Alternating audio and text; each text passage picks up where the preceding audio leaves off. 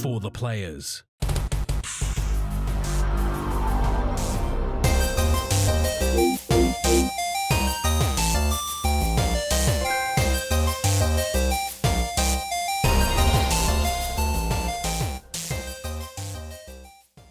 I'm Ryan Betson. I'm Max Cooper. And this is For the Players, the pop culturist PlayStation podcast with over 50 years of playing PlayStation, like 20 years in that games media combined. I'd like to thank you for joining us in this PlayStation conversation. This PlayStation conversation happens every Tuesday emphasis. morning at 8 at 8 a.m. on podcast services, including Apple Podcasts and Spotify, and 9 a.m. in video formats on that YouTube. If you want to check out future conversations with us, come check out our socials, Facebook, Discord, Instagram, X. Those links can be found in the description below. If you want to join the conversation as it happens, head over to twitch.tv/spopculturist, where you watch us record this show live, where you can jump in the chat and become part of the show. If you want to support the show, you can. Tell your friends, tell your family about this PlayStation pod. If you are listening to us on podcast services, be sure to give us a 5-star rating and a written review. Watching on YouTube, be sure to like, subscribe, and comment below. I endeavor to answer every single comment. And if you want to support us financially, you can at patreon.com/thepopculturists. Man, it's a risky move already, Max. So for those on the video, you will have seen I have a cup of tea. Last time I had a cup of tea while doing the show, my mouse went for a swim. So this is a bold decision that I have made. But I'm sticking to it. I think it's a good one. It's quite nice. It's quite nice. What kind of tea? Drinking some chamomile? Oh, no, I'm basic, bitch. Well, this is like English breakfast. Lipton Black. Oh, look, I used to be a Lipton Black man. Weird sentence. I probably should have rephrased that. And then I went Dilmah for a little while back in the day. That was a pretty good one. Oh, yeah. What am I on now? I think Twinings. Extra strength or something. It tastes just enough like something, but mostly like nothing, which is kind of why I like it. But where like the missus is a big fan of the Yorkshire. Don't come over here. You've got no clothes on. Yeah, please don't. Please don't. Now, we're sitting here talking about cups of teas and telling our children to not go to some places because they're naked. This continues to be the middle-aged men of PlayStation podcasts. How you been, man? Yeah, not too bad. Not too bad. I'm on holidays now, so Yeah. I've got the next 2 weeks off, which is great. Oh, Mute has can finally jump into 4K because they bought a 50-inch TV. Well done. Ooh. Don't be a Ryan and tell us about it every week. Oh no, dude, my 10 TV still fucks. Like 10 to this day, I look. For those that may or may not remember, many years ago when I got my new telly that I adored, it's a Samsung. Ooh, I got really into the culture of Japan for a second there, and I felt the Japanese come through me when I said Samsung. And it's like a Q80A or something. I know it's a fucking honker of a TV. I love it. It's beautiful. To this day, it's fantastic. Except my son, my ex-wife's house, I helped her pick out a new telly, and I accidentally picked a way better TV than we have, and I love my TV. So it is insulting when I go over there. I'm like, oh, it's this big 75-inch, beautiful television. Look, I hate to rain on your parade, but I'm pretty sure Samsung's Korean. They probably are Korean. I just assumed Asian. I didn't want to say general Asian. That felt more racist somehow. So you just went with the wrong Asian. I just went with the wrong Asian. I went with the one that makes all the tech. Actually, that's way more racist, Ryan. Wow. Okay, let's read the comments so I can dig myself out of this hole. The Mute says bonerific. Oh, I'm still in the hole.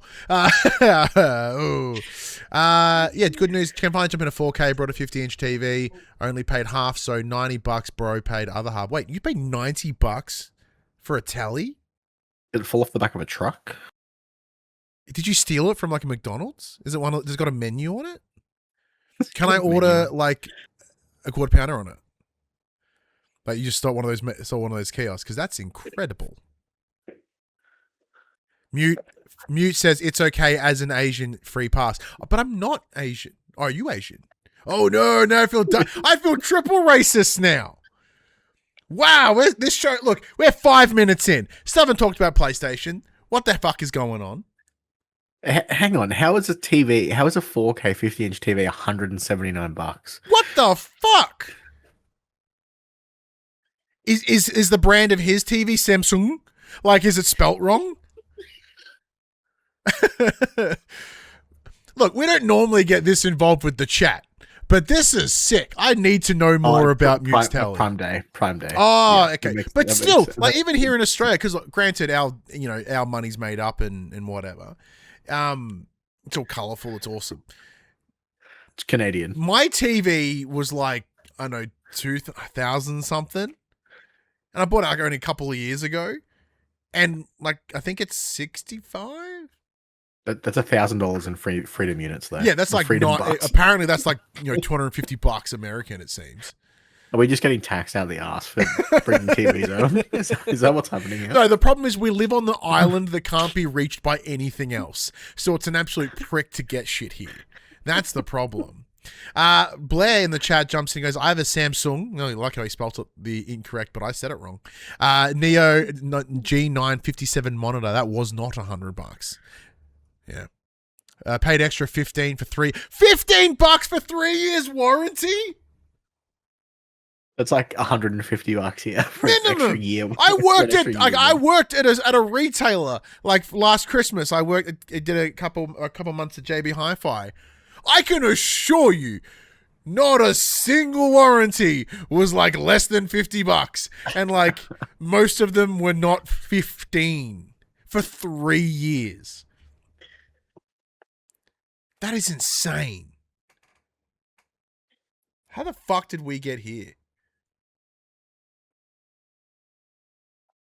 How did we get here? I was talking and then I saw Mute in the chat, bought a TV, yeah. and then I got sidetracked. Yeah, that's how that happened. Very ADHD, easy. folks. That's right. This is two neurodivergent middle-aged men drinking cups of tea.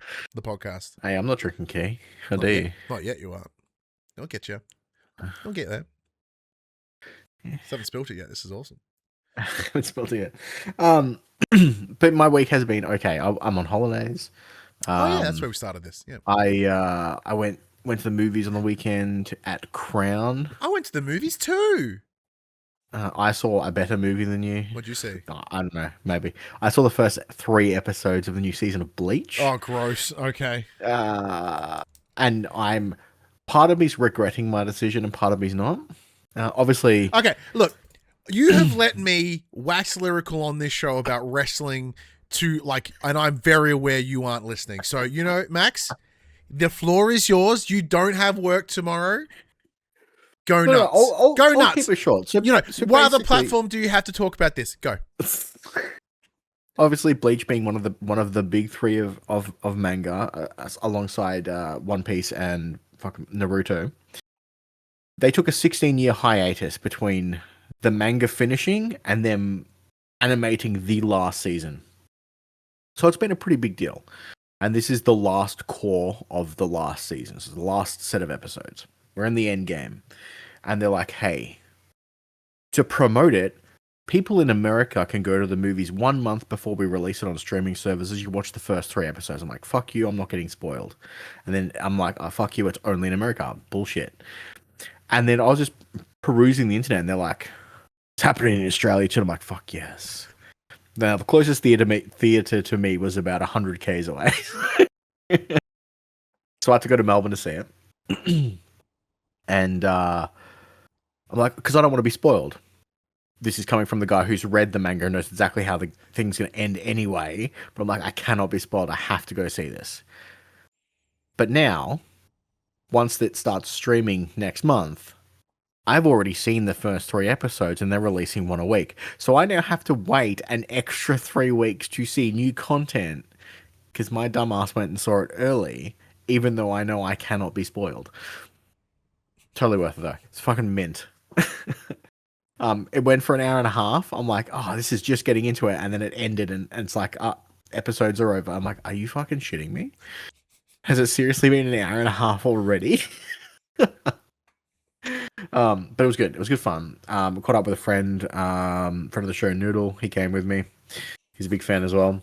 So we went and did that, and yeah, I'm pumped. Sad to see it end, but at the same time, happy to see it finally animated and finished. Is it meeting your expectations from like a visual standpoint? It's so good. The first two episodes were really good. The third one was a bit iffy. They're obviously there are a few scenes that have been literally ripped from the fucking manga, and it looks perfect. Is it kind of like with Watchmen when you, like, if you've read Watchmen, you can watch it and go, oh, yeah, it's like, yeah, okay. And then there was one scene that they had complete. So they're kind of retconning the story a little bit. So there are things that I've never seen before, which is the main reason why I wanted to go. And one of the characters has a new transformation, and he does it at the start of the episode, but midway through the episode when they do like a return, because three simultaneous fights are happening, so they keep chopping and changing where we're viewing. So they started with this group. They went over here, and when they came back, they forgot that he had already powered up, and they've drawn him in his untransformed form for one of the scenes. I'm like, that's fucking weird. Bit of continuity issue right there, but and when they cut back and he's like, and all like, yeah, sick. It was good though. It was sweet, and they've already added a ton of new stuff. But at the same time, I'm like, we're already a quarter in because there's only like going to be 11-ish episodes. I've already seen 3. I'm like, they're going to just pump through this so quick. So I'm looking forward to seeing where it goes, because there's things that should have happened by now that haven't happened yet. Oh. And there are things that have happened that don't happen in the manga. So I'm like, are they just going to... Part of me is like, are they going to fucking change the ending? Because the original artist is like supervising the animation team. I'm like, is he fucking retconning it? Is this how he changes his work? Because the reason why he stopped is he got really sick, and he couldn't keep up with how quickly the anime was catching up, which is why there was such a big gap. So it'll be interesting to see if it stays true-ish, or if they change it a little bit, or if they change it a lot of bit. If that was the case, do you think they would continue it? Well, a rumor has it. So I want to say a couple of years ago, he did like a one-shot called the Hell Arc, which dealt with all the people that died in this season, essentially. All went to hell. And the rumor is that is being serialized, and he's rejoining the Shonen Jump weekly, and he's going to start doing it again. And I'm like, are we going to get that animated? Like, where are we going? Because that will be cool. Well, because that's what I was thinking. Like, 'cause if he's still, like, let's just presume he's still unwell or he's recovering. Or no, you see. So at the end of the 3 episodes, they did like a quick like check in and did like an interview with the creator, the lead animator, and the director, and he looks great. Oh, awesome! So I was going to say, like, he's like, yeah, he may not be able to keep up with it still. So he's like, well, maybe I can do it. I can tell the story this way. Yeah, you know, and be able to continue the story I would have told had I not been unable to. You know what I mean? Yeah, yeah. So super keen to see where that goes. Very nice. Other than that, I haven't really been doing much. Well, I did get my offer letter this morning saying that I've been accepted into. I said we'll come back to that because like I'm going to run on the theme of like going to the cinema, right? So like, oh, that's right, you went to. I went to the cinemas as well. And look, this is bizarre. I feel like I haven't gone to the movies in like fucking ever. And then I went this week. You went this week, and we're going to go again next week. You know, this week I should say. Go see I went Jackass, pretty recently because I went and saw Michael. I saw the Michael. You did biopic. too. You did too. I think the last movie I saw up until this weekend, I think was Superman, which I enjoyed. What? Sorry, I'm laughing. So for the longest time, my phone notification sound has been the Kim Possible, like ding ding ding ding ding, yeah. And it used to shit Ali off. So now it's just a really obnoxious hee hee. Awesome. Scares the shit out of me in the middle of the night. Mine is still like the sound of, when Snake gets caught in Metal Gear. Like, oh, yeah. Yeah, so if my phone's been on silent for years, but occasionally I might bump it and it goes, bam, like, fucking Jesus Christ. Yeah, so like I haven't gone to the movies in yonks. I think the last movie I saw, was Superman. And I was like, cool. I did want to go see Scary Movie the other week, but then everyone said it was Hot Garbo, and I was like, okay, cool. I don't really need a rush to go see that. But this week, I went and saw Toy Story 5. Oh, and how much do you hate technology now? Well, apparently, okay, let's get into this. All right. So I am a fucking diehard Toy Story fan. It was my favorite shit of all time. When I was a kid, number 1 was awesome. 2 came out, blew my mind. Number 3 came out, cried consistently. I can't watch the back end of that movie without crying. A lot of people shit on 4. They're wrong. I think that when it comes to Toy Story 4, you need to have experienced. It's kind of not the problem that I think Toy Story 4 had compared to 1, 2, 3, and even 5 is the stories or the themes underneath the story it's not universal. In 4, it's very it's very locked into a kind of experience with 1, 2, 3, 5, whatever. But see, I felt that 4 was the end of the Woody and Buzz saga. For Toy Story 3 Toy Story 3 is the end game. That ending is so fucking beautiful. It should have ended. Like I said, although I do like 4 and 5, in very similar to that of like the MCU, there is an end, and these are just extra stories. Like, because 4 is the story of Woody. There's all like they in 4 they really bring home the connection between the toys are kind of parents. So the idea of 4 is Woody, in the same as you have a lot of the people that were making the movie, they have grown up through Toy Story. So they're kids the kids that they had when they made Toy Story 1 and now adults as well. So a lot of were telling the stories of, well, what do we do now? Our kids aren't here anymore. They're off doing other things. They don't need us. So that's what Woody and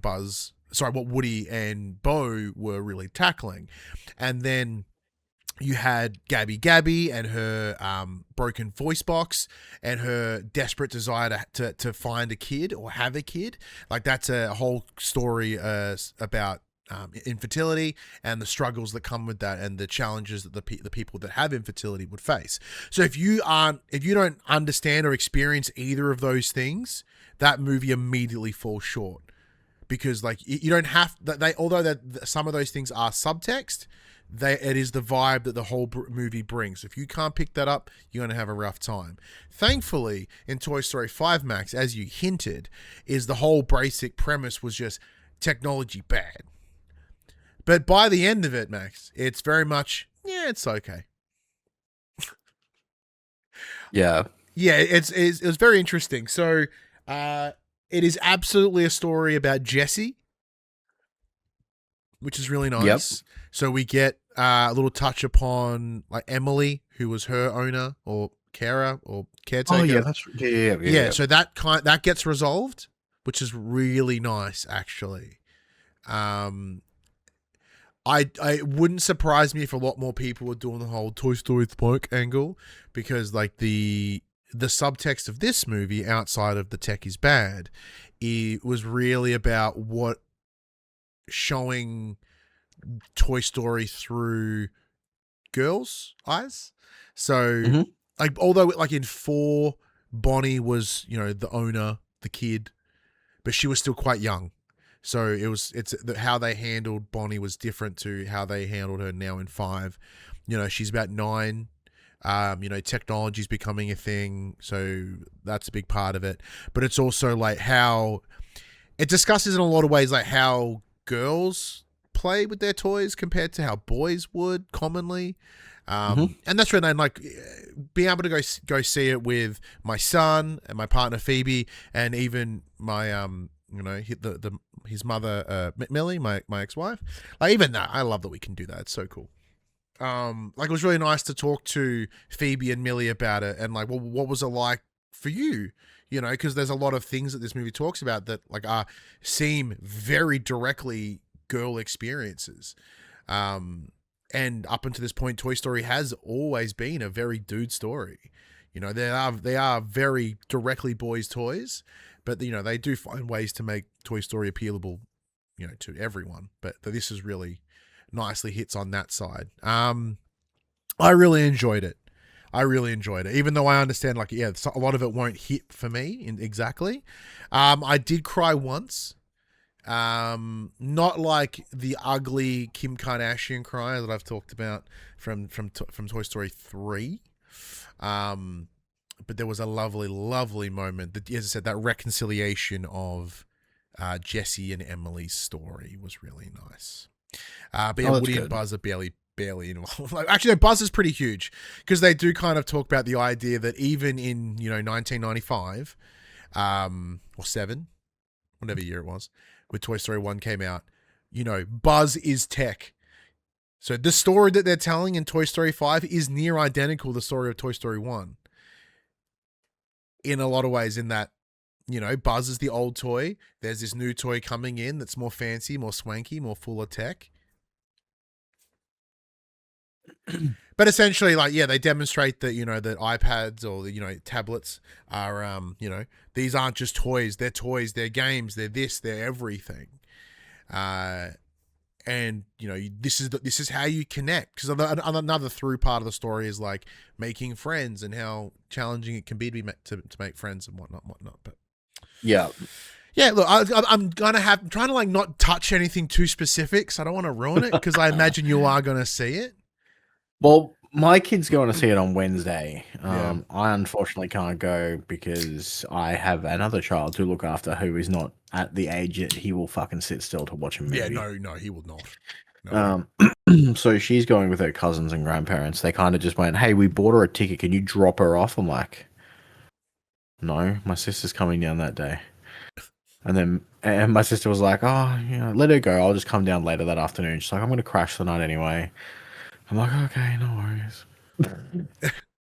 I'll fucking drive her to drop her off at the movie theaters.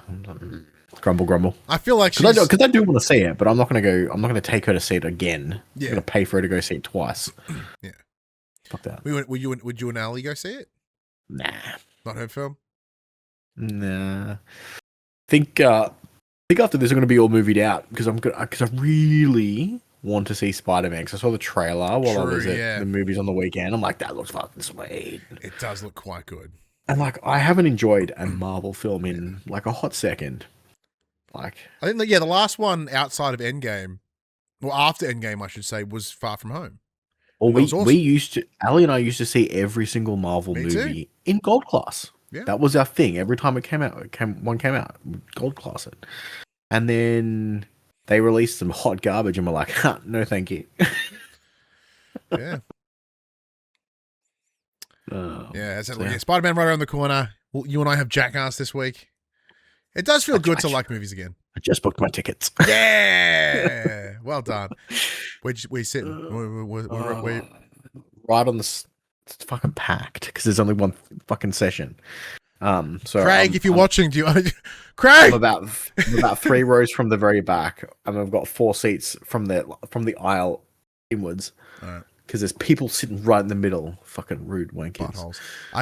I want, because I assume there's going to be a lot of like poop shit going on in this film, and Craig's like, I don't think he's going to be ready. Wait till he sees that poo. Wait till he sees Steve-O get launched in a porta potty full of poo. Dog poo, to be specific. But yeah. Speaking of dog poo, I'm going back to speaking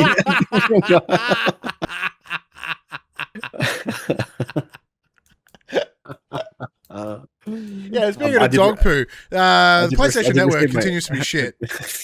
Max, I did receive my offer letter for my next course this morning. Yeah, congrats, my dude. So I'm starting in literally 2 weeks. So doing my cybersecurity course in 2 weeks' time. Oh man, what? Ollie's just staring dead-eye into the fucking camera. He can see into your soul. I might He's have like, to get Dad, up in a what's second. this about you going to Toy Story? Huh? Might have to get up in a second. Oh no, he's putting himself back down. Good man. What a ledge. So that'll be fun. Hopefully it'll be learning something new because I just finished doing a Cert 3 in IT, which was painful. Yeah. Painful. Because I did apply for an RPL and they're like, oh, we're really sorry. Like, we don't offer RPLs for people who've been out of the game for 10 years. Things just change too much. Fucking spoilers, they don't. The operating systems may look different, but they fucking install the same way. It is... Oh, so, yeah. but it's fine. I've already gotten a credit for an entire unit. Oh, wait, how? Because After it the was Cert part 3? of the it was part of the Cert 3, so I've already got credit for an entire unit, Sick. which is nice. So that'll be fun. I'm looking forward to. I got my fees this morning because they send you through the fees, and they're like, it's gonna be $12,500. I'm like, oh. And then they're like, but you're eligible for free TAVE, so it's only going to cost you $500 because you just have to pay like the student administration fees. Yeah, nice. The government will pay like the rest. I'm like, thank God, Labour government. Sorry, we're having politics discussion this afternoon in the house. Remember when university used to be just free? Man, that would have been so nice. Remember those good old days? I wish we experienced those good old days. When a loaf of bread was less than $5. Hey, but petrol's under $1.50, which is sick. Which is really scary though, because the fuel excise is about to kick back in. Oh yeah, but it's not suddenly going to become like $2. That's insane. No, well, it should in theory only go up 36 cents because that's how much they fucking discounted it at the moment. Yeah, so it's kind of smart. Like, it's nice that it's off because $1.80 was shit, but it was like it's not over $2. That wins. Yeah, but I do kind of like how like the global economy is like this. Okay, we're gonna find ways to get it in, but absolutely true. Like, well, here is a fun factoid. Oh, yeah? Apparently, India has no Diet Coke. What? Because they can't make cans because all of the aluminium comes through the Strait of Hormuz. No way! What? They're not getting cans. Holy shit! All those things through COVID, they're like a supply chain issues. I'm like, fuck off. Apparently, it's like now it's real. When it's affecting Diet Coke, when it's affecting Coke cans, I'm suddenly caring. Now it's real. Does that mean we get like more than 10 cents a can now? No. Wait, is that legit though? Those yeah, apparently. Wow. Holy shit. Which is crazy. Funny, but crazy. Yeah. But what I'm most intrigued about. I mean, to be fair, Coke tastes better out of a glass bottle anyway, so absolutely does. Just get on that. So it does. But does that come through the Strait of Hormuz as well? Because apparently everything does, it seems. But what I am genuinely excited for, Max, with your degree, with your time, your bits of paper, is how many of the dead shits that would in Cert 3 came across a Cert 4. Like, because I imagine it's going to weed out like so many of them. Yeah, well, I know one person messaged me this morning. They're like, "Hey, I got my offer, but I'm deferring." I'm like, "Okay, fair enough." Good call. One person's like, "Oh no, I can't do one of the two classes that they offer because it's dropped from 3 days a week to 2 days a week." Yeah, that seems good. And I'm really shitty. It's a fucking Monday and a Wednesday. I'm like, why can't it just be 2 consecutive days? So we have to record on Sundays. And they're 4-hour classes now. Oof. Instead of 3. And then they're like, there's a supplemental class on Thursdays if you're struggling or if you need to catch up or if you need help with anything. So maybe if we do have to record on a Monday, I'll just attend the Thursday class and be like, I fucking missed Monday. We'll just do a catch up or something. Look, I'm just going to put it out there. I think that's more important than this. Like, yeah, it's been 28 minutes and we have talked about nothing of substance. It's been awesome. You know, like, it's not like Cert 4 good. It's pretty good chat. I mean, Cert 4 is still just pass fail. Like, it's not. Look, that's true. It's true. But it's by definition, P's get degrees. and on top of that, it is the thing that like because you want to change your career and you know, like this ain't gonna be a career, Max. We've been doing it for a career length of time and we have made jack shit. Yes, but we've saved a lot. But we've not, because we've saved money, but we have spent a lot of time. Speaking of spending time, how have you spent your time this week, Max, playing said games? So I attempted to start playing a game the other night.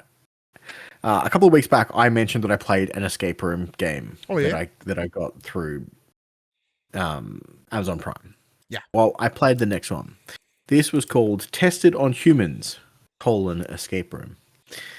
It wasn't a escape room, it was escape room. Oh, yeah. So in the previous one, I was tasked with essentially stopping a fucking nuclear reactor from going off and destroying the world. Sweet. In this one, I seem to be a human test subject that is being held against their will but all the other test subjects are dead and no one's around, and I'm escaping my prison essentially. Okay. According to my playtime, I'm 2 hours and 41 minutes deep, which means I'm fucking terrible at this one. Some of the puzzles I am getting instantaneously, and others I'm using both of my hands and still not fucking getting it.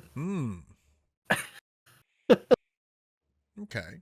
So it has been a slog, and then obviously that night was the night that Ollie decided to wake up at 11:30 at night and fucking party till 2 o'clock in the morning. What, dude? So I kind of just left it hanging, which is why the playtime's so fucking skewed. This one doesn't have a big doom scrolling clock in the top corner going, things are going to happen. So I don't know how they'll score me at the end. Probably shit, because I fucked up and used a ton of clues and whatnot. It's cool. It's the same principle as the last one. You go through the rooms, you find the puzzles. Each room kind of has 2 or 3 puzzles that commingle with each other, and then you solve the overarching puzzle to get out. Cool, fine. Like, are you struggling with it because like it's laid out differently, or like their puzzle methodology is different?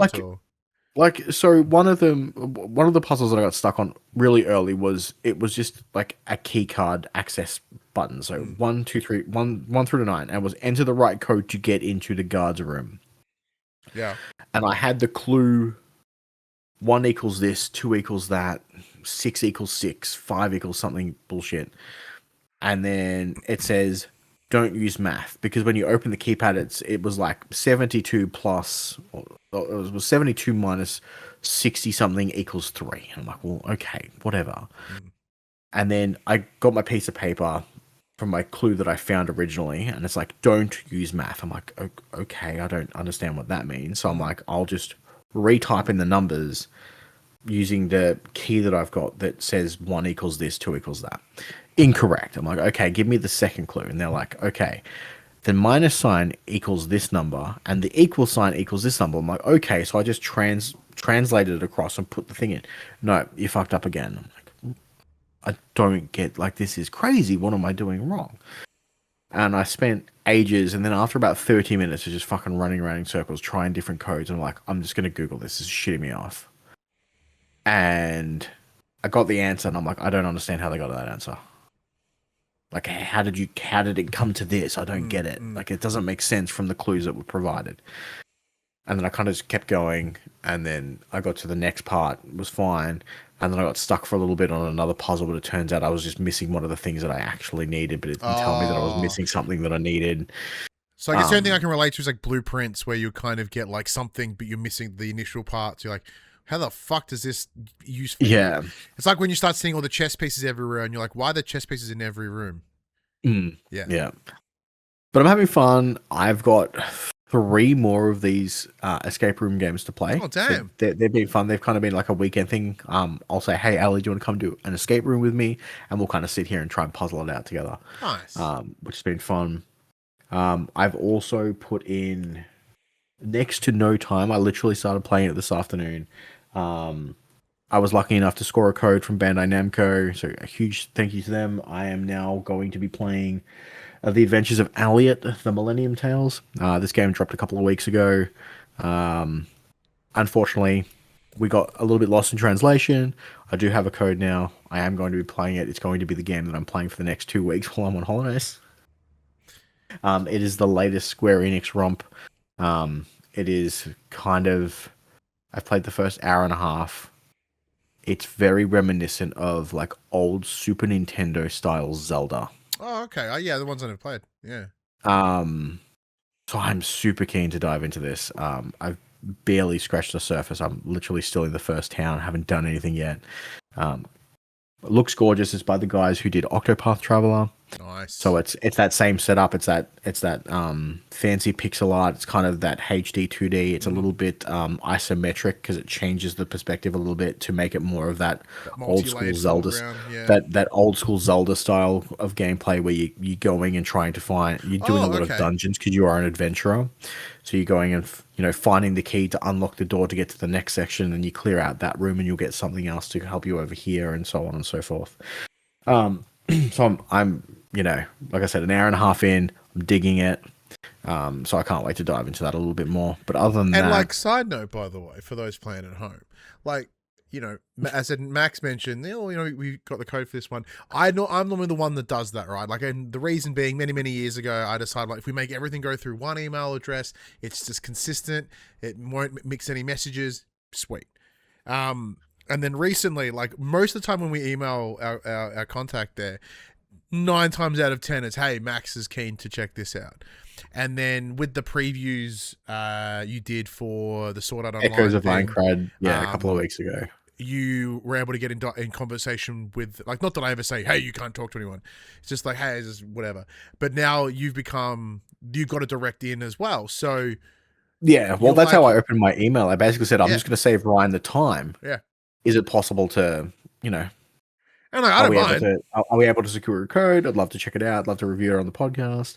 This seems right up my alley. And the response was pretty much, I've been playing it for a couple of hours. This is totally a you game. Yep. Have fun. I'm like, yeah, man. So that's what I'm saying. And I love that. You know, because like everyone talks about what's it like doing this stuff, and like we're fucking nobodies, and we'll continue to be nobodies.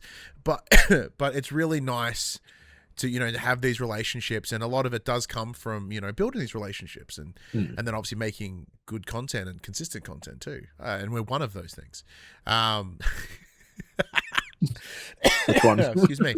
But like, yeah, you know, like, yeah, 9 times out of 10 the games come from there. So like, for anyone that's ever done this sort of stuff, like, that's a pretty big deal to be that, just whoop out that first email and just like fucking swing for it. So congrats, man. Well done. Yeah, it was good. We had a bit of a back and forth, and it was even funny because you didn't get an immediate response, and I remember when I first went, I was like, oh my god, what have I done? What have I done? And you kept being like, what have I done? Well, I mean, you know, you look at Bandai Namco's releases over the last 2 weeks, and I'm like, they're busy. Like, I get it. Like, you guys like, but then there's always that voice out of the head that goes, but what if they're not busy? But yeah, no, that's exciting because you're quite keen for that.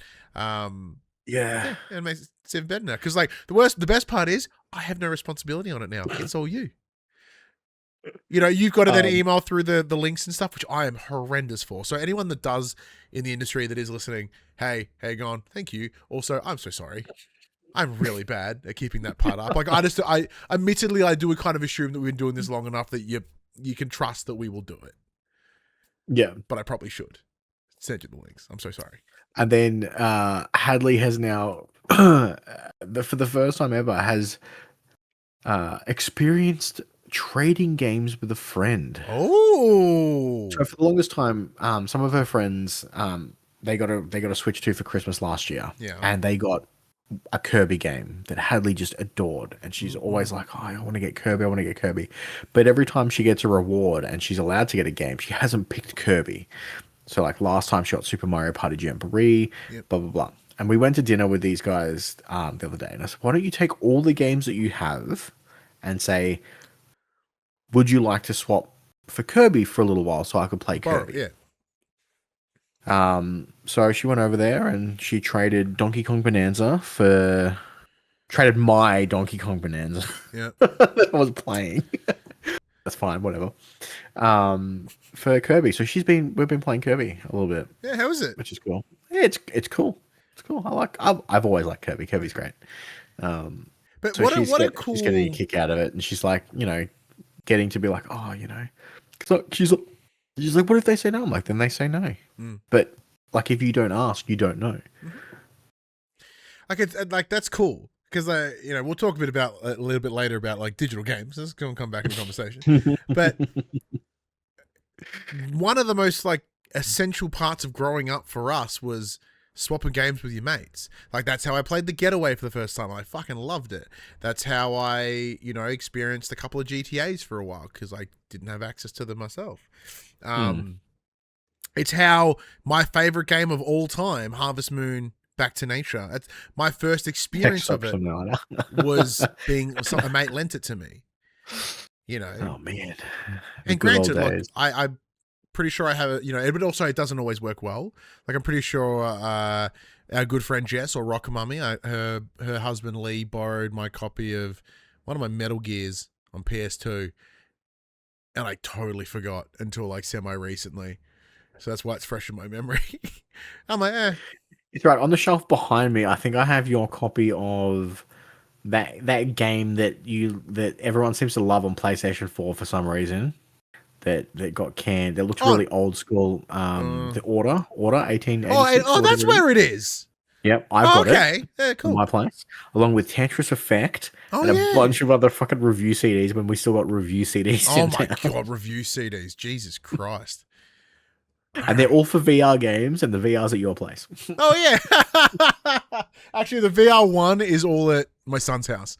It's not even here. But I also have your Max. I also have Josh's copy of Far Cry Primal and Until Dawn. So it all balances out in the end, I guess.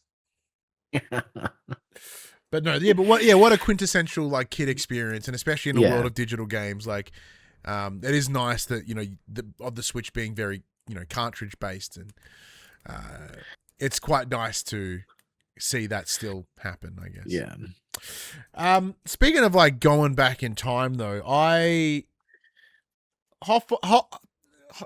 after the buzz of GTA 6 pre-orders going live, we'll talk about that more in the news. Oh, one more quick thing. I did re-download The Witcher after you said you were talking about after you said you were playing it last week. I'm like, play some Witcher. After I famously went on record and said, don't fucking play it yet. Wait until the DLC comes out.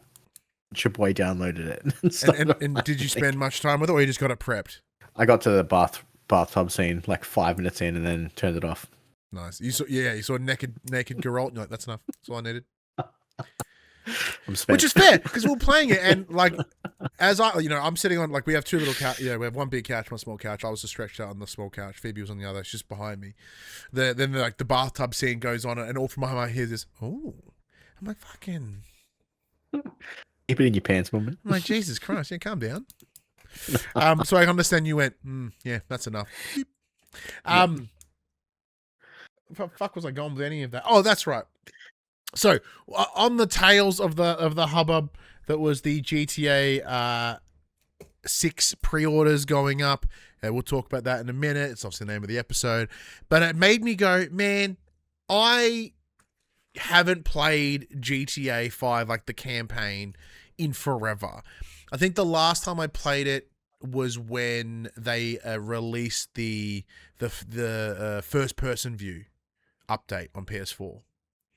Oh yeah, because I was like, I'm going to play the whole game in first person. That sounds fucking awesome.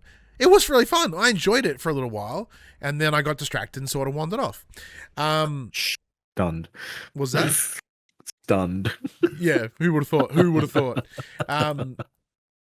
But I was like, okay, cool. So it turns out last week we spoke about it. Hey, if you have it on PS4, you get a free PS5 upgrade, baby. That's what I did. I didn't really have it. It turns out I didn't have it on PS5, so I took advantage of that free upgrade. You don't have it on PS4? No, because I have GTA Online. I paid like the $10 for just the online only. Because I'm like, who am I going to fuck? Yeah. Because at the time I was like, when the fuck am I ever going to play the campaign again? Oh, joke's on me, I guess. But yeah, I was like, you know what? I'm feeling it.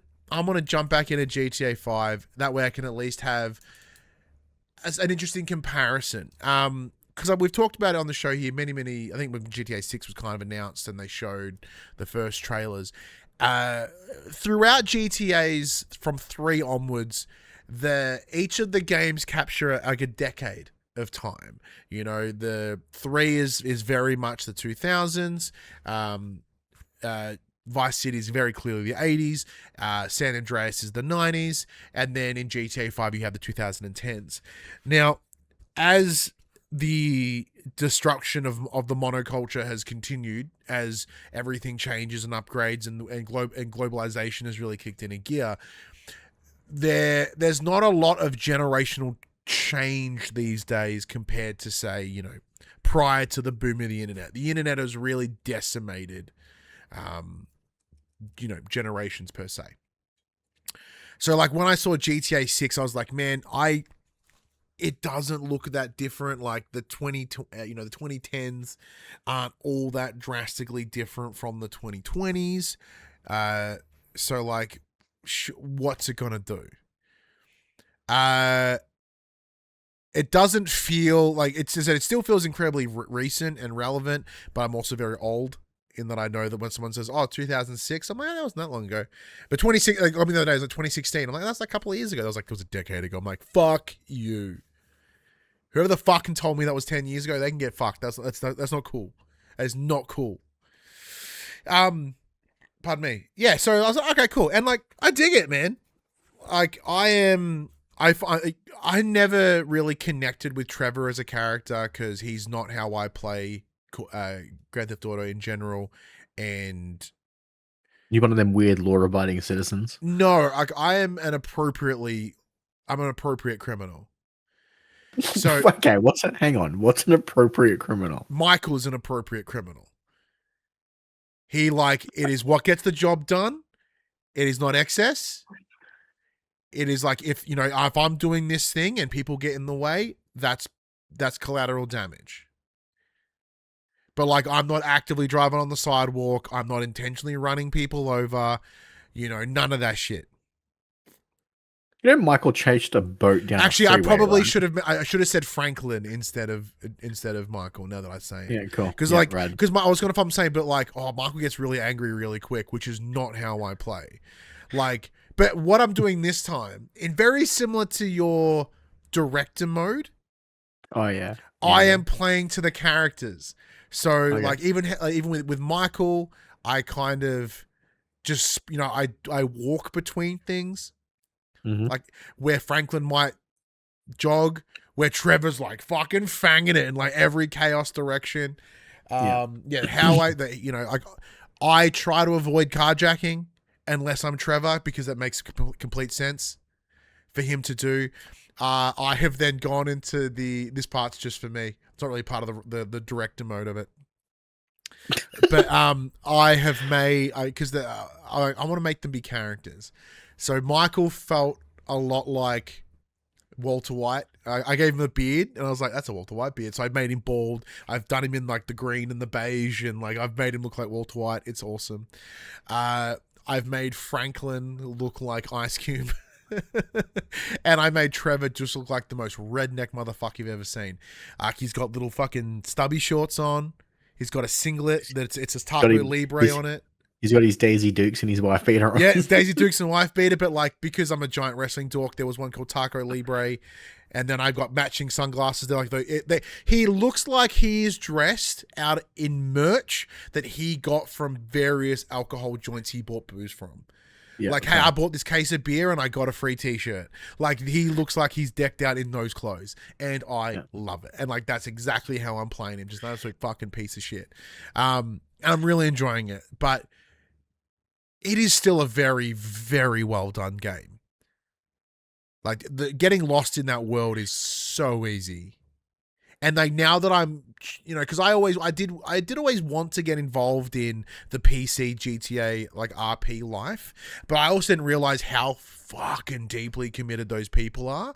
So I was like, okay, like, I'm glad that I'm now getting to play 5 in my version of that, because I've created these rules on how these characters would play, which I know I never would have done previously. I'm just an old man now.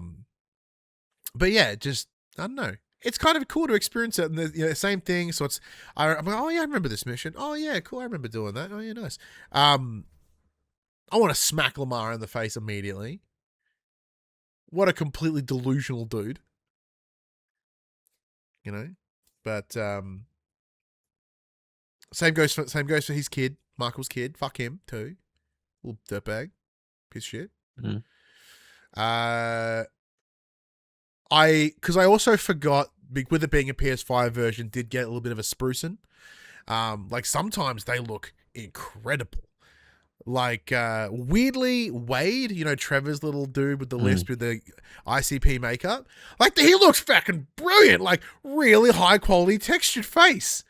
And then sometimes they just look real PS3. And they look trash. Like, sometimes you look over at an NPC and they look like garbage. It's awesome. Like, because I remember, like, I was still living with my dad.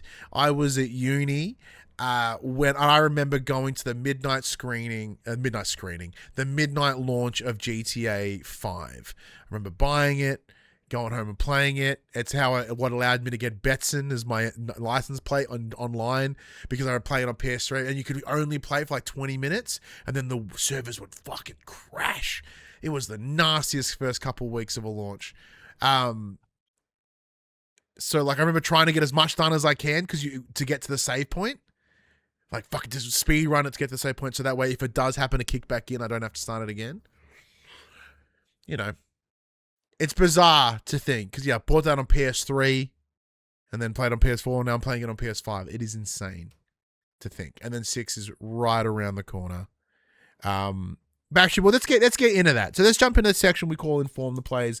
We tell you about what happened this week in PlayStation. Look, the biggest thing to come out of this week is the GTA pre-orders for a number of different reasons. One, it pretty much confirms that the game is coming out. There is an insanity if they were to move it now. So November 19th is pretty much a lock. But let's talk about pricing.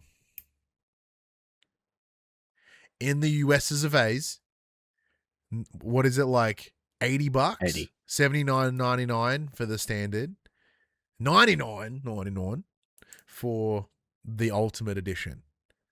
Here in Australia, the prices are, oh, hang on, was it? I want to make sure. $129.95. Yeah, $129.95 for the standard and $159.95 for the Ultimate.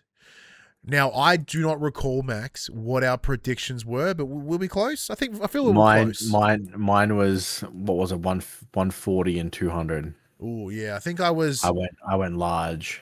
Yeah, I think mine was was it 140 and 160 or something? Yeah, yours was a $20 difference. Mine was a huge difference. Are you happy with these prices? Oh, look, I wouldn't say I'm happy. I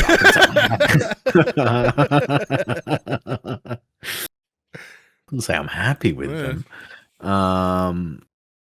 Look, it's one of those things of they can do it. They have the pull to be able to do it. I just hope that everyone else doesn't think they can follow through. I'm looking at you, Call of Duty. Oh my God. Like, whoever thinks they have the... if those motherfuckers try and do that. Because, I'm going to switch topics real quick. Yeah, apparently, these Black Ops 1 and 2 ports that are coming to PlayStation 5 are $40 a pop with no DLC. Is that Aussie? Or US? US No. 40? Yeah, US 40. That's like $70, $80. Yeah. That's gross. With no DLCs for a That's port. what I paid when it came out. Yeah, I know. But no, truly, like whoever, like, granted, look, Rockstar are not the first people to do the $80 US price point. That was Mario Kart World on the Switch 2. And then, Outer Worlds 2 tried, and everyone went, boo! And then went, yeah, okay, sorry. Yeah. Stay in your lane, Outer Worlds. Like, my bad. Thank you. Yeah, we're aware. And I don't think out of this world. anyone else. But like, even from an Australian dollar standpoint, like, it does sound a lot more for us because we have made up money, and Mute got a $15 TV or whatever the fuck. So, but like, Puppy, I remember buying the Ultimate Edition for Red Dead Redemption 2, and it was $149.95. So it's really only $10 more.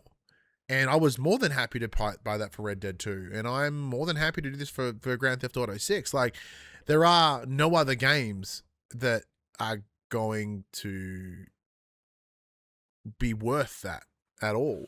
Like, saying that though, I know the big fancy pants hoo-ha edition of GTA 6. No, that's what we're talking about. WWE 2K26 was $199, which is disgusting, and I didn't pay that. Shout out to 2K. Well, much appreciated. But most of the time, like 2Ks, especially their sports games, are quite expensive, but they do come with pretty good perks. Like the NBA games come with NBA Pass. so you can watch the fucking games live. Well, because WWE's on Netflix now, they don't really do the same. Like, Yeah. I'm pretty sure they used to give you WWE Network, but So I have not pre-ordered yet. there's no reason to. I probably won't. At the moment, the only pre-order bonus I think is you get 1 free month of GTA, and you get what's called the GTA Vice Plus. City pack, which is cosmetics. It's just like what's his fuck gets a shirt that kind of looks like Tommy Vercetti's, and the girl gets the dress that looks like the dress from Al Pacino's Michelle Pfeiffer's character in Scarface. Yeah, but if you don't read the fine print, it shows that it automatically renews that GTA Plus membership. In the chat, Mute jumps in with his US dollar check-in. I pre-ordered it. Me and my brother only spent $50 on GTA 6. Well, they're doing that content share. Oh yeah, they're doing that content share. Yeah, look, we would have probably done the same with the PopC account, but then you want Trost and shit, so. And GTA Online, I'm sure you'd want to fuck with. So yeah. Becky, go. What was I saying? The GTA Plus. Oh yeah, that's right. Just it auto renews, so just be wary. But that's not the other thing. So if you go from just the standard edition to the ultimate edition, there is a plethora of shit that you just don't get. Yeah. Now, there's no access to the strip club. You can't actually. I don't think. have you seen the list? Yeah, I think it's like a hairdresser. Yeah. One of the high-end clothes shops you can't get into. Like realistically, it is all cosmetic shit that doesn't matter. So just to clarify with anyone that may or may not be aware, so it does read like that hairdressers, tattoos, that will not be available to you if you don't have the ultimate edition. I believe, and I think kind of what it's more correctly alluding to, and they're wording it this way to make you want to upgrade to what is the real retail price, which is the 160. Like, the game's not worth 129. That game is, the retail price is 160 because all of this is like bullshit. It's like, there's one shop that you don't have access to, like one hairdresser, one tattoo parlor. Like, there's unique things to the Ultimate Edition. Like, I don't know whether as you approach the door, some security will be like, "Nah, mate, where's your credit card?" Like, I don't see that happening. It probably just won't appear on the map, right? But there's it will 100% appear on the map. They want to incentivize you, and it will send you to the PlayStation Store or whichever digital marketplace you pre-ordered this bitch from. Like, that's what it'll do. But I want those things. I want those whatever shops. I don't know what they are. I want them. Yeah, I'm not going to pre-order it until like a month out, or maybe. Look, granted, don't get me wrong. It's because it's a digital thing. There is no physical edition. That's the other piece of news around this as well. There are no discs. If you go to the retail store, it's a box with a fucking code in it. So it's an empty plastic case. What a waste. Is it even a plastic case, or are we gonna go to EB Games and they're gonna give us a receipt with a code on it? I reckon they'll give you a receipt with a card on it. But like, I don't know. Amazon have pre-orders, and I don't know how Amazon's gonna go, but there's no reason to pre-order it. Like, you can give them your money now, but it doesn't get the game any earlier because there is no early access, and there is like extra, from at least what we are aware of, very limited media access, and even then, it might only be whatever time the preload happens, which is a couple of days before the game releases. We are not even remotely cool enough to be near anyone having this conversation around the media access, so we'll be buying it. So like, why pre-order it? Like, I'm gonna wait till I have spare cash. Like, if I get my tax return and I got a bit of extra dollary dues, I'll buy it then. But like, what a wild email that was. I got my email saying, "Hey, it's almost tax time." I'm like, didn't I just do my fucking tax? Yeah. And they're like, "Yes, 2 years late, and you did 2 years in one go. Well done." Cool. I'm like, oh yeah, totally forgot about that. My bad.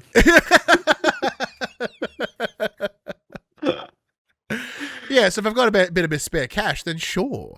And like, granted, I'm gonna get it. I will get it before the pre-download, because I do, like, it'll come out and I'll have to go to work that day because I work in support services. My clients still need support. It'll come out while I'm at work. Yeah. That weekend's fucking written off though. I don't know. Like, I don't get like. I guarantee like millions, disgustingly amount of people pre-ordered it. Well, according to some reports, it's estimated that GTA's budget was 1 to 2 billion. Which makes sense, yeah. Apparently, according to some reports from some analysts, they theorize that they have already made $3 billion in revenue for pre-orders alone. Jesus Christ. And the other sticking point is, and Xbox is saying, let's wait for actual data. Apparently, PlayStation is outselling it on Xbox 8 to 1. Well, duh. Because didn't you hear this week, Max? It plays best on PS5. Well, I didn't catch that because my PlayStation app turned purple and pink to look like fucking GTA. When I turned my PlayStation on, I have a GTA splash screen telling me to fucking buy the game that I had to dismiss 3 times. Apparently, GTA is an exclusive to PlayStation. I was unaware of it. Like, it does seem like the marketing deal PlayStation don't even push their own games this hard. But I guess that none of their games will ever make this much money. Are you kidding me? But like it is interesting that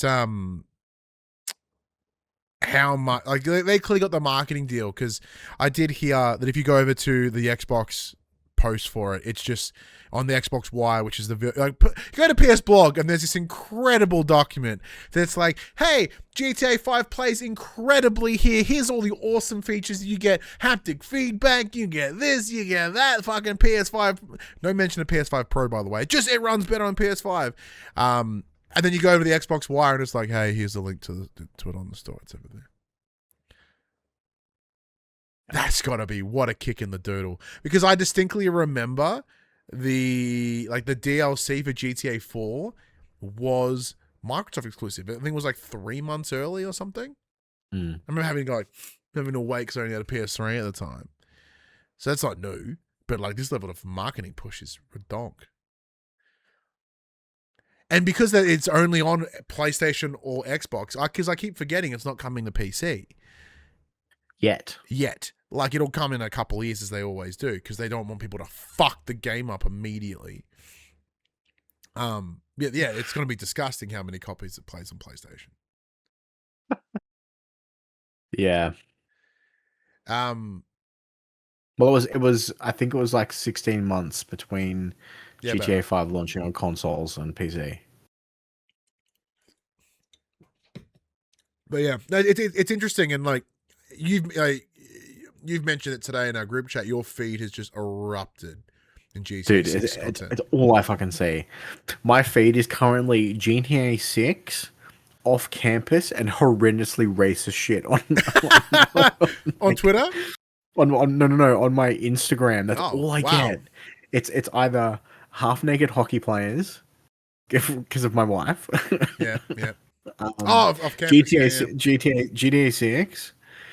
Or just wildly racist AI shit. See, it's interesting. My Instagram nails it. It's fucking wrestling.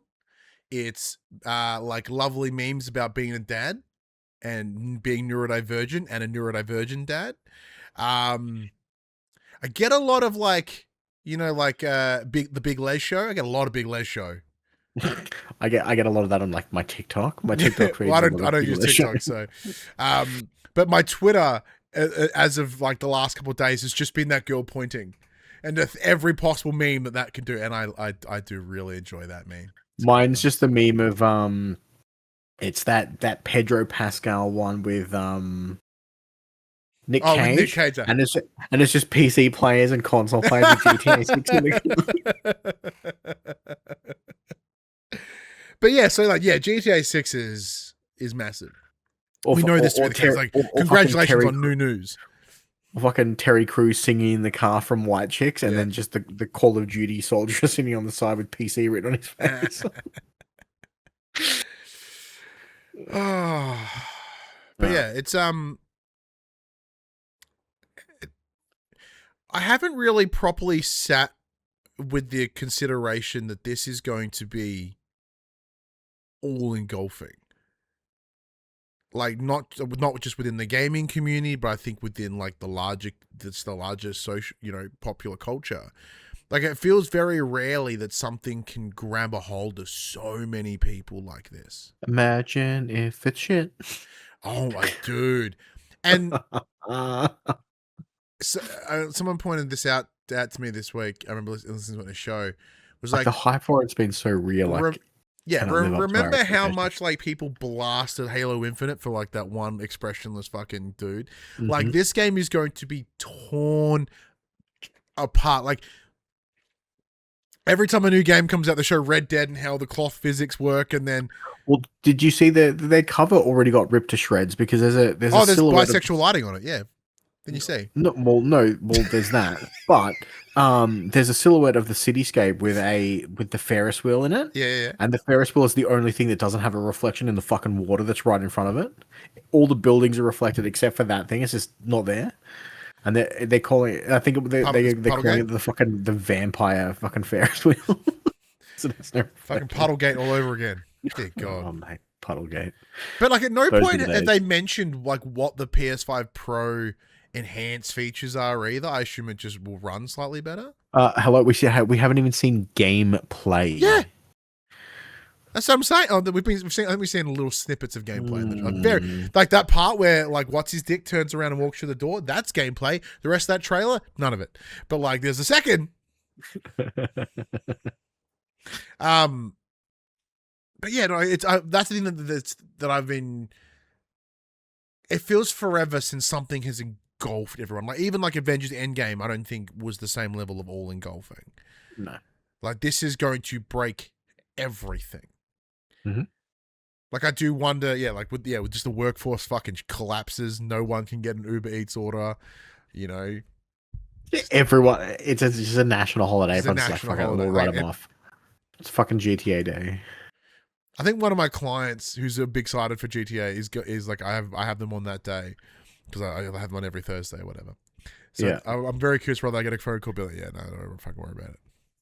Or then I have to go work with them, and then I've got to watch them play the opening of the game. Come play GTA, and then you're like, no spoilers. Yeah, I'm like, wow, this game is fantastic. So I will mention that you said GTA is launching PlayStation 5 with no Blu-ray disc, boxed physical editions only, contain a download code. Earlier rumors of a proper disc-based release as early as December have been dampened by The Hollywood Reporter, whose source claims no discs are planned at launch or after. Rockstar hasn't given an official reason. Speculation ranges from leak prevention to undermining the second-hand market and avoiding multi-disc manufacturing. Any later disc release would probably ship with major patches included, making it a more quote-unquote complete physical edition for collectors.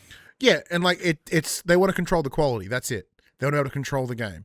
So this prevents leaks because if you think about how often physical retailers... They suffered a massive leak only, six months ago. So yeah, and this way they can ensure that any version that you play of this game will be the most up-to-date, like patched out version.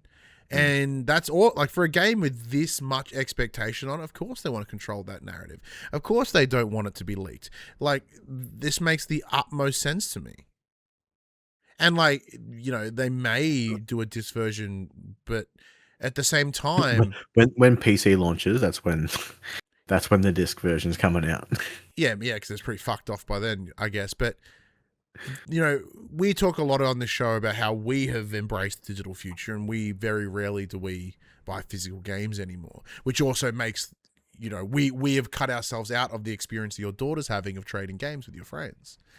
But we're adults now. I mean, we have less friends. Well, I mean, I don't know if Cass is still here, but I had this conversation with Cass. He's like, there's no fucking disc. I'm like, you own a digital only console anyway. What the fuck do you care?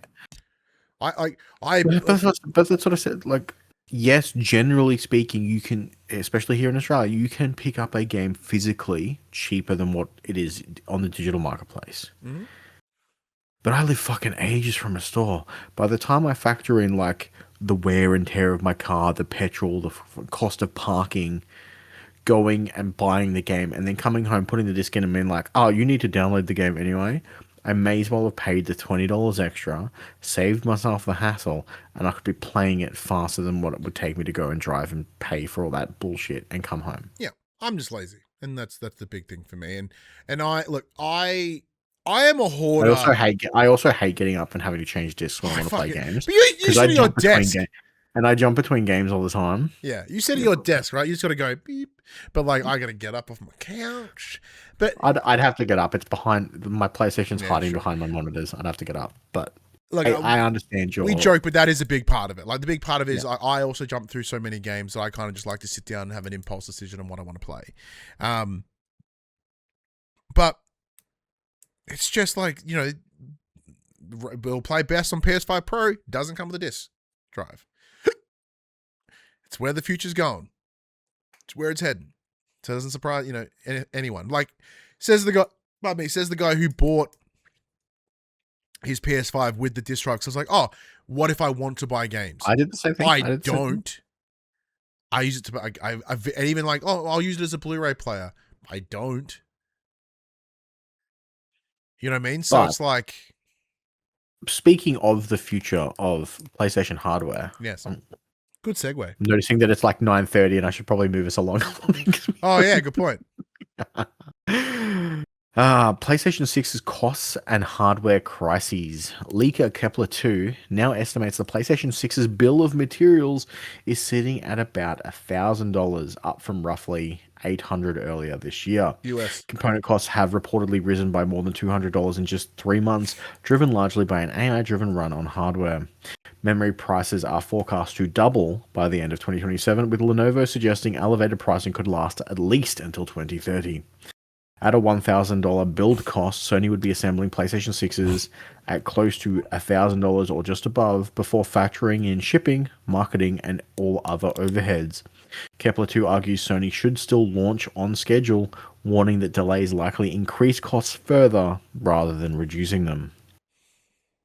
Well, especially on the back of the Steam box being announced at disgusting amounts of money for not a PS5. Like, it's the equivalent of like...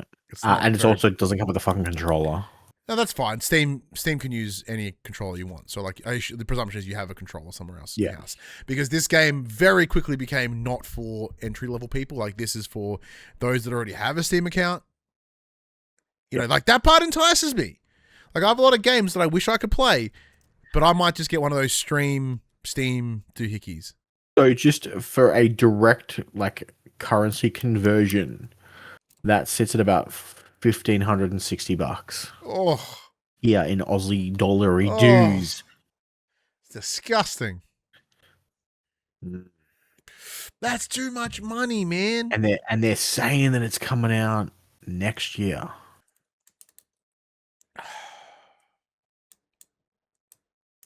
So I started saving. I want to further remind everyone. Fuck that you just bought a Pro. And I just bought a Pro.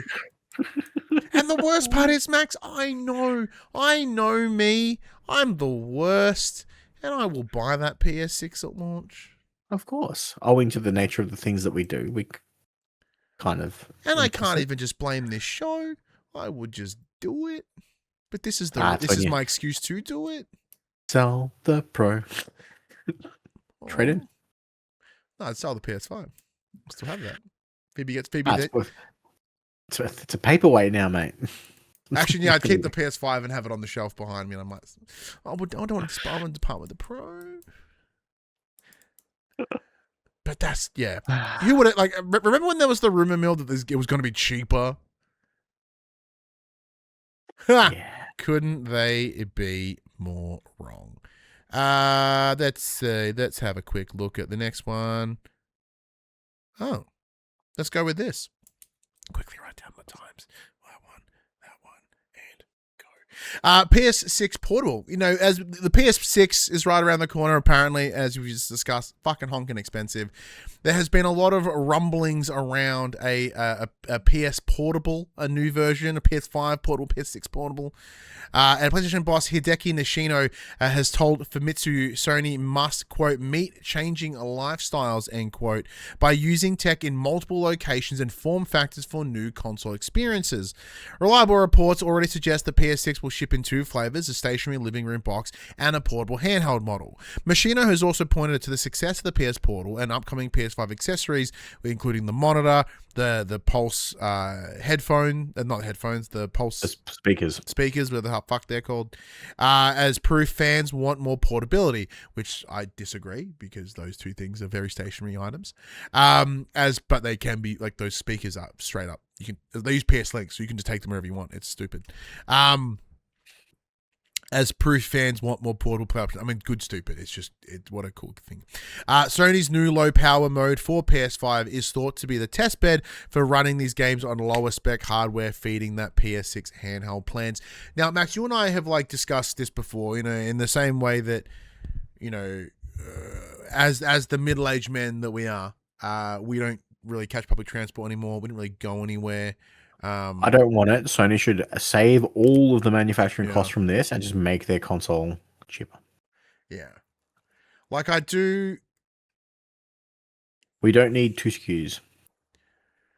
Is the demand, granted, the portal, the demand for the portal is there because the portal isn't compromised. It's streaming, but you are playing the honkin' powered games that your PS5 or your PS5 Pro could play. But the challenge that, even though I enjoyed my time with the Vita, they are lesser experiences. It's the same reason that I never enjoyed any other game on my 3DS outside of Pokemon, because they all felt like lesser experiences compared to the console, even the console counterpart, or even just a console simile. So the PS6 handheld, that's cool and exciting, and I'm not going to buy it as rapidly as I'd buy the home console. I understand that we aren't the need anymore. We aren't the individuals with that need. We aren't the desired customer for that, and that's okay. There's a bunch of things that we're not the customers for. But in a world, in a post-COVID world where my presumption is fewer people are public transporting more than ever. I understand people might be living in smaller places or share houses, so the idea of having a dedicated console setup might not be feasible, and that might entice people more to the portable device. But even then, the progression from Switch 1 to Switch 2 doesn't seem to be as massive or as impactful as the purchase of Switch 1. So I know it's a different audience. I know it's a different company and different idea, because obviously the Switch is much noticeably less powerful comparatively. I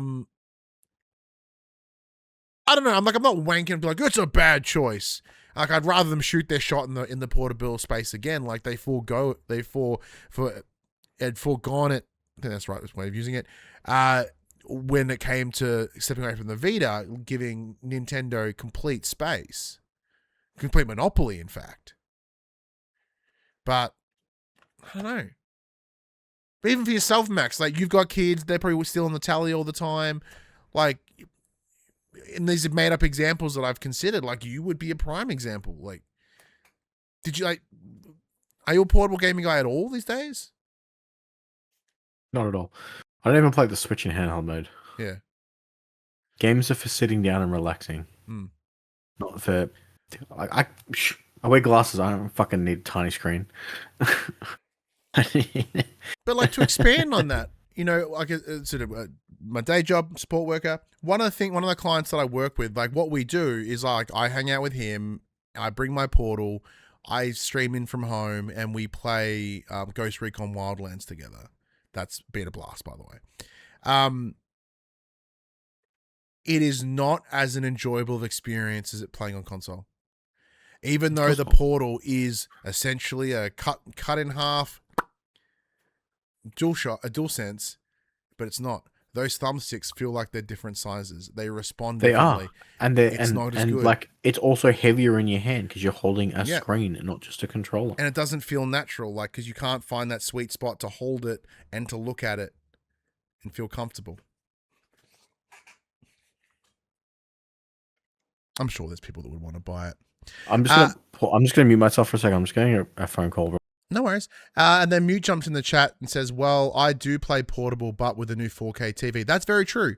With that new awesome 4K TV, you are going to be less inclined to want to use any portable, setup. But yeah, it's interesting. Like I don't know. It's a very much like knowing I'm not the guy for it, and I'm very conscious in general, just trying to like think outside myself. Like, granted, with me and my brain being neurodivergent, and you kind of tend to think very just because it's the way our brains are kind of built, because we work so differently to the rest of the world. We're always very conscious of who we are and how we present and how we work and how we move in the world. So it does tend to have us go a little bit inward. So I'm always like, I just try to think about how other people would do something or experience something or take it on board. And I'm struggling. I'm struggling with this one. Struggling to find it. All good, Max? Yeah, it was the people who were Covering taking for you? over for me at work. I saw you like pointing at pretend shelves, so I knew what you're doing. Yeah, apparently they burnt through one of my. They fucked my extension cable for the vacuum cleaner. So they're like, "Do you have a spare?" They would have nicked it on a like a table leg, and it would have cut or something. Oh, okay. And I'm like, luckily I had ordered a new one today, so I'll have a spare when I get back. Because there's nothing worse than having a power extension cable die on you in the middle of the night and being like, what do I do? Yep. All right, let's jump on to the next piece of news, Max. Cool. Sony is deleting 550 plus purchased movies. In Europe, more than 550 Studio Canal movies bought via the PlayStation Store will be permanently removed from user libraries on the 1st of September this year. Sony cites, quote, content licensing agreements and confirms there will be no refunds or compensation for affected buyers. Major titles like Terminator 2 and Total Recall are among the movies being deleted, intensifying the backlash. A legal notice and full list of affected films are live on PlayStation's site, and emails are being sent to impacted accounts.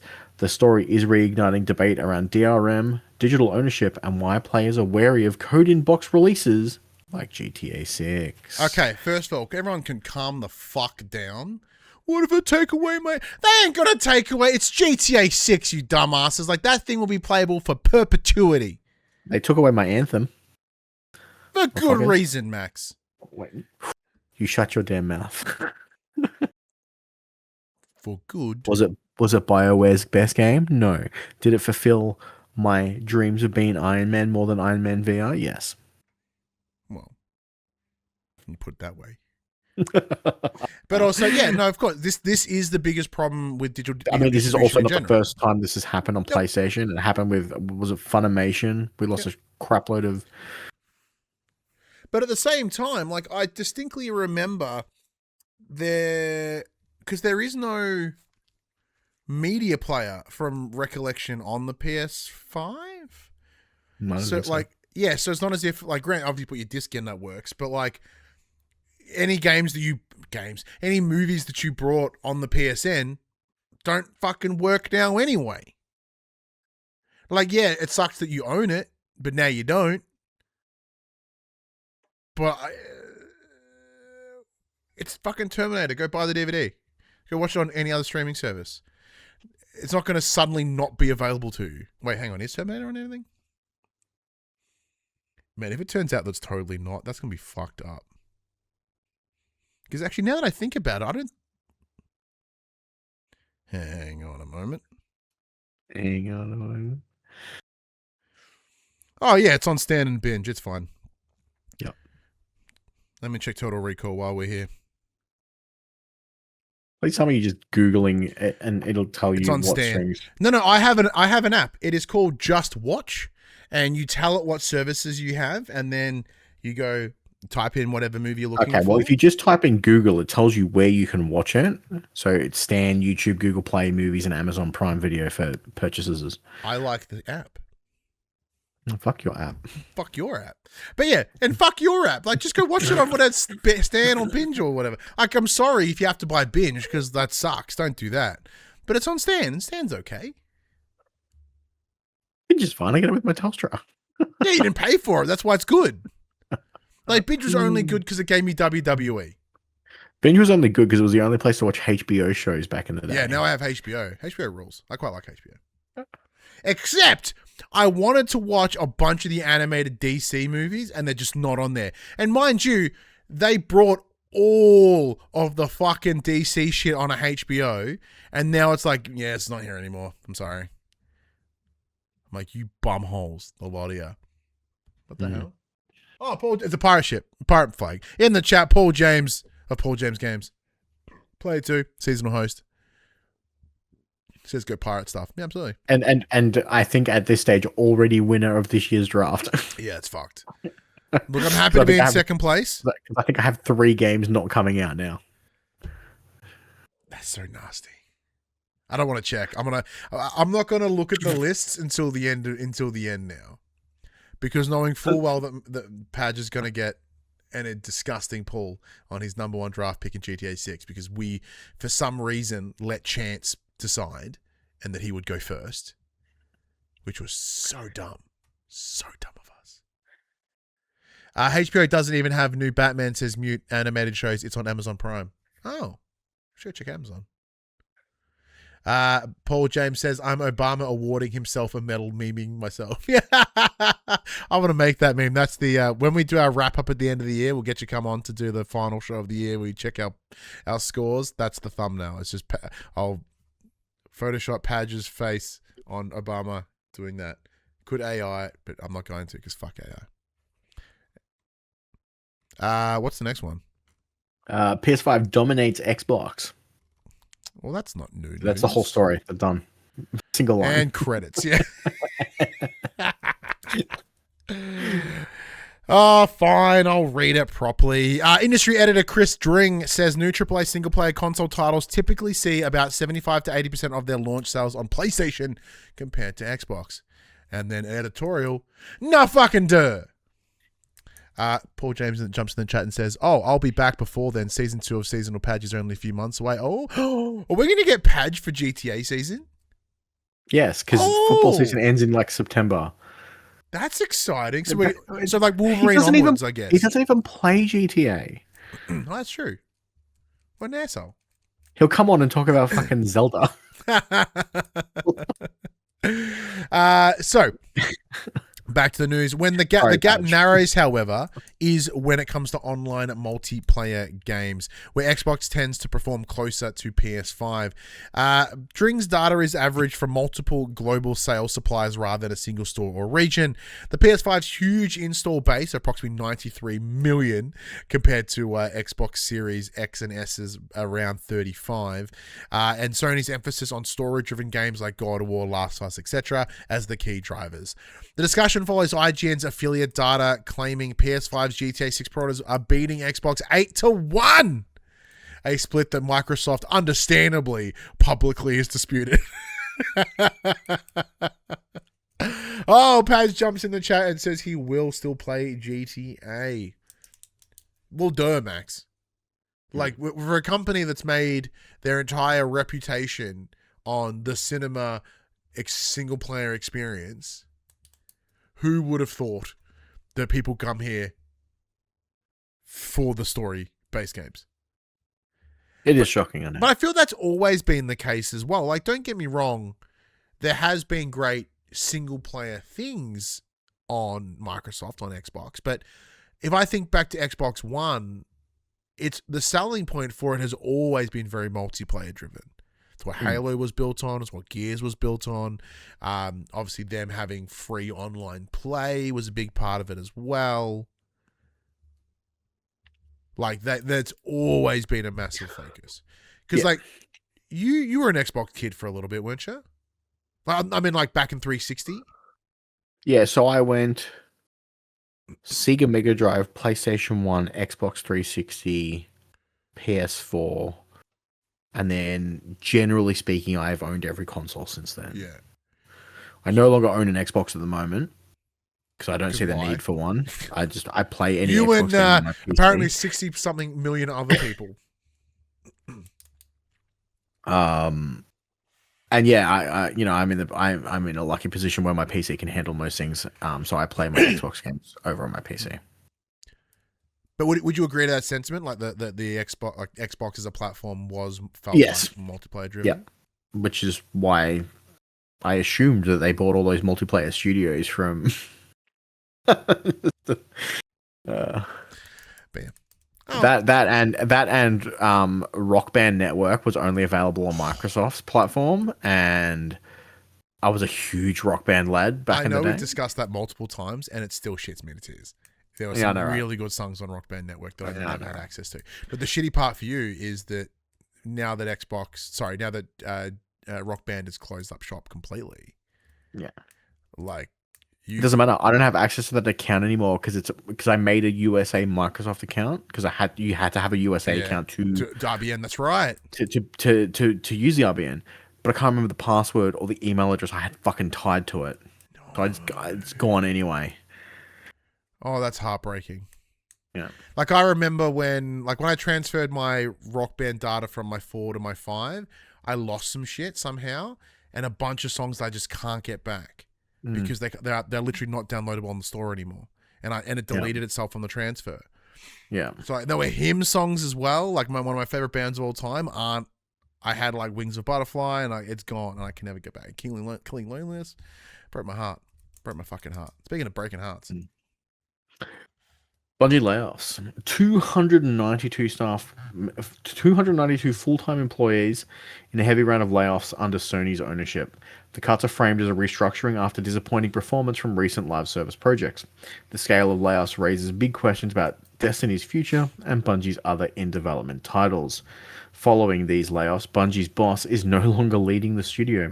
The leadership change appears directly linked to the, quote, significant layoffs and a broader strategic reset. Sony's management of Bungie is now a key case study in its live service strategy and acquisition risks. So they dug themselves a hole, and this is kind of the repercussions. Out of the blue, basically the entire Destiny team got gutted. Yeah, pretty much. Well, and it's just the marathon people left now. So out of the blue, like I do, occasionally reach out to a good friend of the show, founder of the show, Josh Saunders, and just check in. Hey man, how's life? How you doing? Whatever. He finally got back to me this week. Turns out he is big Bungie head. He has finally returned to Destiny 2 as well. Very similar to yourself, like with the whole strategy. I know he's like, well, I want to go back before it gets shut down. And yeah, well, it's not getting shut down. It's going to stay on. But you know what I mean? It's just like he's like, well, it's kind of be kind of done by then, right? So he's gone back in it as well. I know you did it for a little bit as well, and like, it's very interesting. Like I understand that they are all people. They have all lost their jobs. That part sucks. The game is no longer supported. What were they going to do? Like, Bungie is not making money. It simply was going to happen. But I think as a player base, that's 10 years worth of attachment. We've talked about this multiple times, about this level of attachment. So it hurts even more, I think, to see it get gutted like this. So like, rather than ending on a high note, it's kind of ending on like a pretty nasty turnaround. Pads jumps in and goes, I've done patched, I've edited it, I've exported it in both video and uploaded it, made a 12-minute footy video and uploaded that and played 20 minutes of games, and you guys have been streaming the whole time. What have you blokes been doing tonight? It's gone so long. It has been a loose show. It's been awesome. This is what happens when I don't have to go to work and I don't keep us on topic. Yeah, absolutely. Like, let's just fucking go. And I'm like, sure, why not? It's the best. This is the show that I love to make. But yes, Bungie's been hit off further, and it wouldn't surprise me if there's not much more they could rip, but I'm pretty confident they could like find a way. Be back in 1 second. I'll just jump in the next bit. All right, so let's jump into the next bit of news. Bam. This is just going to be called PS updates, right? It's a bunch of PlayStation related shit. All right, let me hit this. Let's go. All right. Marvel Tokon Fighting Souls, the final heroes have been announced, and as well as a beta. Oh, I forgot to change the heading for this. It's Blade appears first on PlayStation. That's even better. Blade. I stole that from Josh, a good friend Josh LaRosa over at Dodge Parry Roll. What a dude. Okay, so latest trailer reveals the final launch team, which is called the Samurai Outriders, bold, weird name, led by Ghost Rider, and is being joined by Blade, Loki, and Deadpool. Blade is going. Only two of those people use swords, and none of them are samurais, or even remotely Asian. Throwback to the start of the show. Blade is going to be an aggressive melee specialist using his Muramasa katana plus guns and glaives to pressure foes. Loki focuses on feints, counters, and illusion-based tricks backed by ice and magic projectiles. I guess he might make a sword. Deadpool's chaotic style mixes guns, grenades, and swords with risky moves that can damage himself. Oh, that's bold strategy, Cotton. I wonder if it's risky or risque. Or risque? Ooh. I totally watched, but did I talk about watching Deadpool Wolverine again recently? No. That still holds up, man. That movie fucking rules. It's very good. It is very good. Asgard is confirmed as a battle stage featuring locations fan will recognize from Thor's comics and films. The open beta, however, will be running on the 24th to 26th of July on the PS5 and the PC with cross-play enabled. Blade will be playable in the beta with the full launch coming on the 6th of August. So when it says beta, they are lying to you. It is essentially stress test. Like, nothing will fucking change because the game will come out a week later. Correct. We're going to play that shit. Correct. You played it last time, didn't you? I did. Now, that tutorial was in depth. It was way in depth. It looked rad. Paul James in the chat, maybe you'll hear something more about Tokon before that, though. Maybe. No one emails us. Everyone emails Max now. Let's jump into the next piece of news. Let's keep it going with some Marvel stuff because Wolverine PS5, a 208-page art book has been announced. It will include never-before-seen concept. Well, as of right now, the whole game is never before seen, so that's a very. Well, that's not true. It got leaked. It got leaked in some. Oh, that's a very good point. The frequently seen concept art, design explorations, and additional behind-the-scenes material that wasn't found on a Google Drive. This book is pitched as a deep visual dive into how the game's world and characters and tone were built. It is cheating. They did release this book in early alpha. Just keep going. Read the next one as well. I'm just going to comment on each of them as we go. I don't really buy art books too much. I have like the Ragnarok one, which is fucking sweet. Speaking of, I did see somewhere here. Blair jumps in the chat and goes, Ryan, you would like this. I bought God of War and Ragnarok on Steam Summerfest. That's awesome. But also Steam, ooh, shake fist at you. I don't care. Enjoy it. Have a blast. Actually, it's funny. Fantastic. So I saw a clip today, going back to my fucking GTAs everywhere. And the caption was, "This is why they don't want it on PC." And it was the opening scene of God of War Ragnarok, but it was CJ and what's his name going. Just all you had to do was follow the damn train. It's good. And then lastly, which keeps me excited, speaking about Blair playing God of War Ragnarok and God of War on his PC. This game ain't coming to PC, sir. But apparently God of War Laufey is rumored to be targeting an early 2027 PS5 release, potentially February or March. Yeah, because those dates aren't fucking busy already. Yeah, suck it. February's already ruined. That timing would position it as a major first-party tentpole for the first quarter of the year, which has been a pretty frequently used time, around February or March. I think Horizon Zero Dawn launched in March, as did Forbidden West, I think, because I think it was Valentine's Day. I think it was mid-Feb, wasn't it? One of them was March because I got delayed into March. I remember. Excuse me.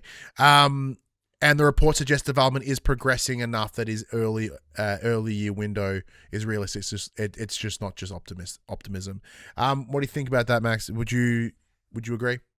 It makes sense. With what we saw of the game, at the showcase, from what we know in the recent reports saying that this has been in work since 2018, makes sense. Well, in concept, like story-wise, yeah. In concept. So,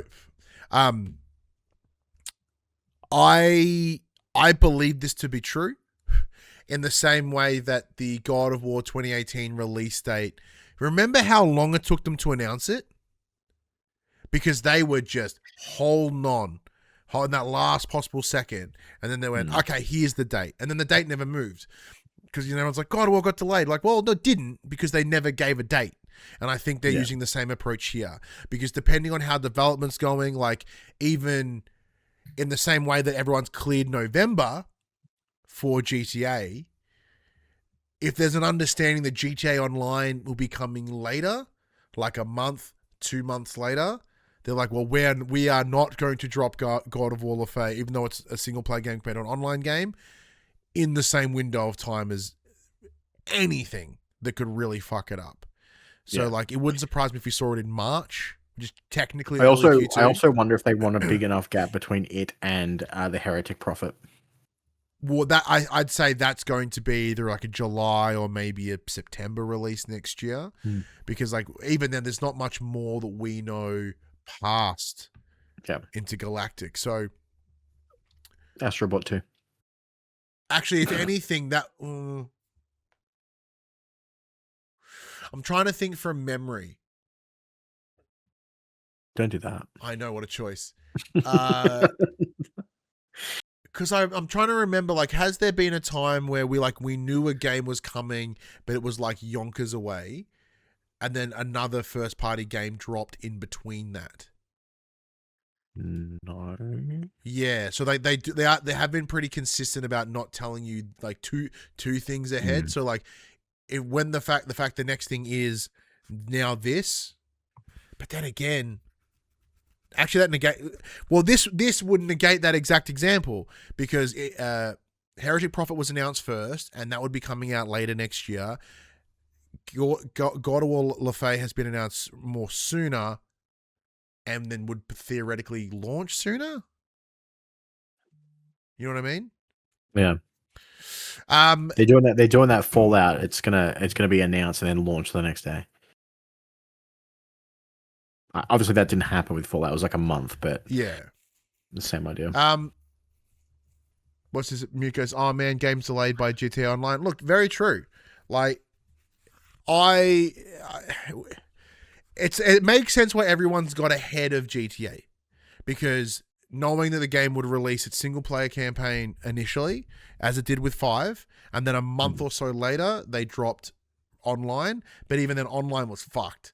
So they actually needed more time. Online was like unplayable for 2 weeks. It was gross. It was bad. It felt more than 2 weeks. It felt like anyway. Yeah. So like, it is also, that's why no one really loads up December much these days anyway. But I don't see a lot of games coming out. Everyone's like, oh, February might be safe. Yeah, so GTA 5 launch was September 17. Yeah. And online launch October 1st, 2 fucking weeks later. Oh. That felt way longer. Yeah, because it launched broken and it was probably about a month. Oh, yeah, okay, yeah. Plus broken time, it's about a month. Okay, that makes more sense. Yeah. Yeah, but like imagine that drops November 19 and a month later or like 3 weeks later they go just before Christmas. Christmas Day. No, Christmas Day. Bam. That would be nasty. Like, because yeah, as if the PSN can handle Christmas Day generally. And then I have to work out if I'm watching HBO's Harry Potter on Christmas Day, or if I'm watching it, or if I'm playing GTA Online. I will have a newborn baby. Oh, so I'll be playing Online, a lot of GTA Online. Get one of those fucking baby Bjorns. Yeah. It'd be just me staying up at weird hours because maybe the baby will only want to sleep on chests. Yeah, that's what I did. Yeah, James did that for a while. Just sit back in the chair. Controller underneath the butt. Hold the butt, and you do a little occasional one of these ones. Mm-hmm. Like bit of rock backwards and forwards. And then you accidentally swear because something bad happens. You wake the baby up. You're like, fuck. The only downside is, but actually it might work in the favor of bebbies, is like the adaptive triggers and the haptic feedback. Like that's very specific rumble. The rumbaroo. The rumbaroo on the tuchus of the baby. Like they're going to feel all the pity patters of the raindrops, the quiver, as all the selling points of the adaptive triggers. It's going to feel like he's actually pulling back an arrow onto his ass. But fucking, we know when GTA comes out. It comes out in November. Here are the games dropping this week on a PlayStation near you. On the 30th of June, we have Clarity, The Seven Demons of Vanguardia coming to PS5. We have Memento, PS5. That is not, Monopoly, none of that was a real fucking thing. Monopoly, Star Wars Heroes vs. Villains, PS5. And Yin Yang Street Ultimate Edition, PS5.